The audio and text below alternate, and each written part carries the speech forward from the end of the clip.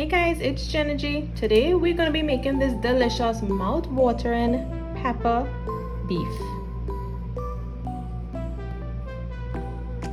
To start things off, I am going to be cutting up my beef into very thin slices. So I will be honest and say that I am not quite versed in advising on the cuts of beef or cuts of meat and all of that. I just use whatever beef I get on my hands on, and all I know is so there's a certain way that you slice it along the lines that you see on the meat, I believe, and yeah, just slice it along that so it helps with the tenderness when it's cooking.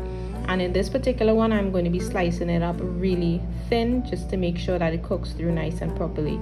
So I'm removing most of that fat. Some people like some fat on it, all up to you guys, but the key thing here is just slicing it as thin as possible. Now if you don't eat beef, that's totally fine. You can actually use the same recipe and replace the beef with chicken, so it's all up to you. Once we have our beef all nicely sliced up, I'm also going to be slicing the vegetables.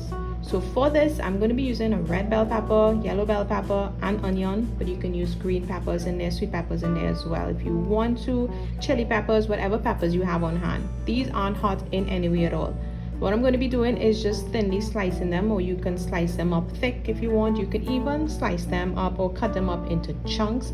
I just prefer to slice them thinly, lengthways like this, to match up with the beef slices. But if you did or do want to cut it up in chunks as well as the beef, go right ahead.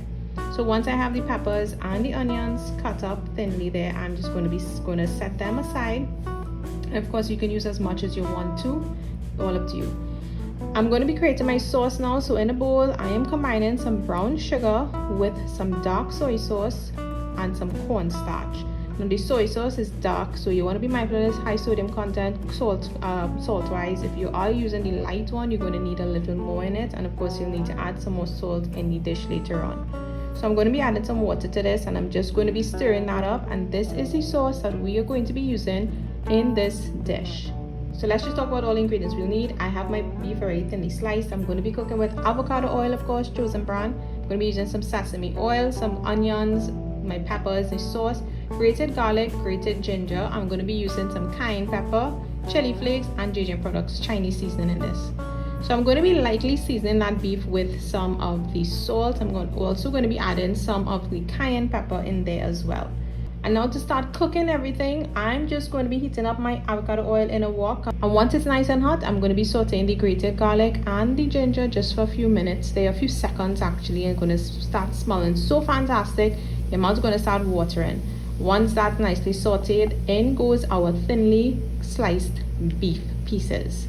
So the beef piece, because they're thinly sliced, they're not going to take long to cook, and they will be tender in no time at all. But if you are concerned about the tenderness and you're not sure, what you can do is actually put it into the pressure cooker before adding it to your wok with the garlic and the ginger. So you can pressure cook it beforehand with your salt and cayenne pepper, just to make sure it gets soft before adding it in here, if you wish to do it that way. It's not going to take too long to cook, depending on how thinly you sliced your beef as well. Now the next step, what I'm going to be doing is adding the thinly sliced vegetables. Now you can do this two ways. I'm going about it, I'm adding the vegetables and then adding the sauce and cooking it until that sauce thickens up. My reason is because I don't like too much crunch in my vegetables, but like many people, a lot of people who do enjoy crunchy vegetables, add your sauce before you add the vegetables. So you can go ahead, add the beef, add the sauce, let that thicken up, and just add in your vegetables there just to cook slightly with some of that heat and turn it off. All up to you, whichever way you decide to go about it. Sauce then vegetables, or vegetables and sauce. By all means, have fun with it and cook it according to your preferences, of course. Now to this, I am just going to be adding a pinch of JGM Products Chinese seasoning, just a pinch. Has salt in it already, so you don't add too much.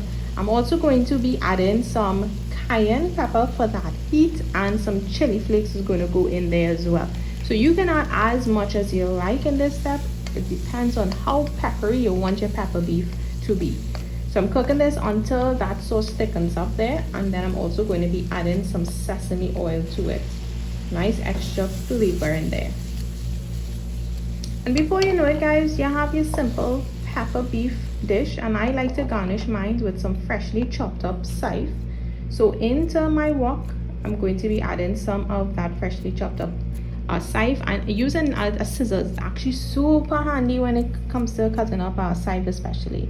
And like I said guys, pepper beef is finished, completed, super easy, super simple, and super flavorful dish.